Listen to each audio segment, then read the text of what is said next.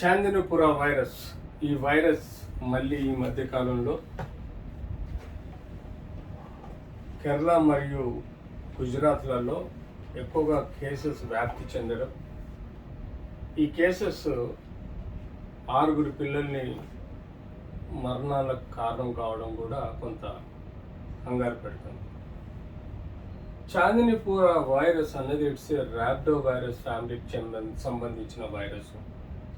ఈ వైరస్ మనకు as it ఈజ్గా రొటీన్ సైన్స్ అండ్ సిమ్టమ్స్ కనబట్ట ఇది మనకు sand flies or home flies mosquitoes వలన కూడా కొంత ఈ చాందినపుర వైరస్ అనేది వ్యాప్తి చెందుతుంది. ఒకప్పుడు ఇది గుజరాత్లోని చాందినపుర విలేజ్లో చాలా రోజుల క్రితం ఈ వైరస్ను కనిపెట్టడం, దాని జీన్ స్ట్రక్చర్స్ కనిపెట్టడం, దాని యొక్క స్ట్రెయిన్స్ బట్టి దీనికి చాందినపుర వైరస్గా పేరు పెట్టడం జరిగింది. ఇది యూజువల్గా మాన్సూన్ వర్షాకాలంలో ఎక్కువగా ఇవి ఇసుక ఈగలుగా భావించడం జరుగుతుంది. వాటి వలన ఈ ఇన్ఫెక్షన్ ఎక్కువగా స్ప్రెడ్ అయ్యే ప్రమాదం ఉంటుంది. ఇది యానిమల్స్ నుంచి కూడా మనుషులకు కూడా వచ్చే ప్రమాదం కూడా ఉంటుంది. యాజ్ ఇట్ ఈస్గా చాందినపుర వైరస్లో మనం డిఎన్ఏ స్ట్రక్చర్ చూసుకుంటే ఇది మనం ఎక్కువగా గుజరాత్లో ఈ వైరస్ ఈ ఈగ రూపంలో మనకు కనబడుతుంది. ఇలాంటివి ఒక సైకిల్ రూపంలో వైరస్ వెక్టర్గా మనకు ఈ ఈగల నుంచి యానిమల్స్ కానీ లేకపోతే మనుషులకు కానీ వ్యాప్తి చెందడం, ఇలా సైకిల్ చైన్ లాగా రావడం జరుగుతుంది. యూజువల్గా ఇవి మెదడు వాపు వ్యాధి లాంటివి, ఎన్సెఫలైటిస్ లాంటివి డెవలప్ చేసి మనుషులను తీవ్రతరంగా సఫర్ చేసి చంపే ఆస్కారం ఉంటుంది. సో ఈ చాందినపుర వైరస్ని మనం పరిగణలోకి తీసుకుంటే బ్రెయిన్లో ఎక్కువగా ఎన్సెఫలైటిస్ అనే సమస్య మనకు ఏర్పడడం, తద్వారా మనుషులు కోమాలోకి వెళ్ళిపోయి చనిపోయే ఆస్కారం కూడా ఎక్కువగా ఉంటుంది.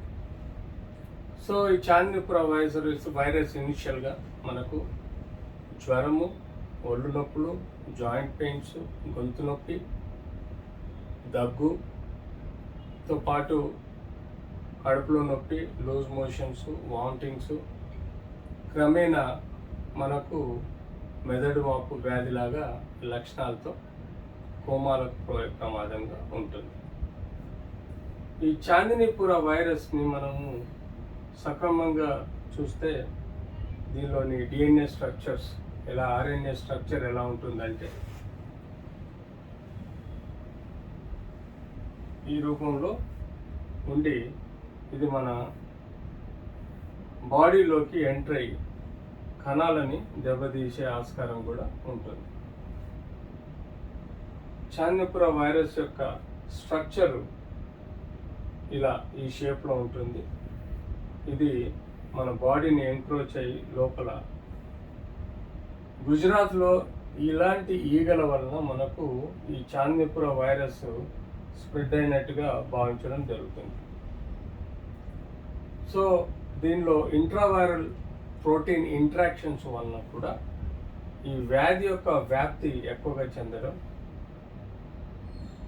అందులో మెదడులో ఉండే కణాలను దెబ్బతిని మెదడు వాపు వ్యాధిలాగా వచ్చి మెదడులో ఉండే కణాలని నెక్రటైజ్ చేయడం అనేది ఈ వైరస్ యొక్క ముఖ్య ప్రక్రియ.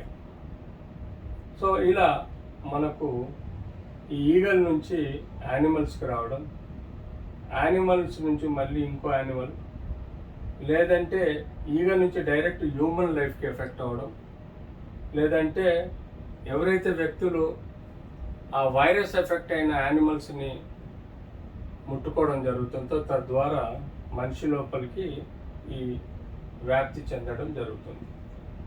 సో పర్టికులర్గా prevention is better than treatment అంటే మనం ఈ ఫ్లైస్ వల్ల బైట్ కాకుండా మన స్కిన్ని ప్రొటెక్ట్ చేసుకోవాలి.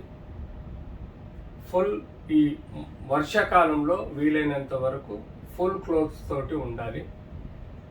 ఏవైనా ఇన్సెక్ట్ బైట్ అయినప్పుడు అది ఇమీడియట్లీ కేర్ తీసుకోవాలి. ఇళ్లల్లో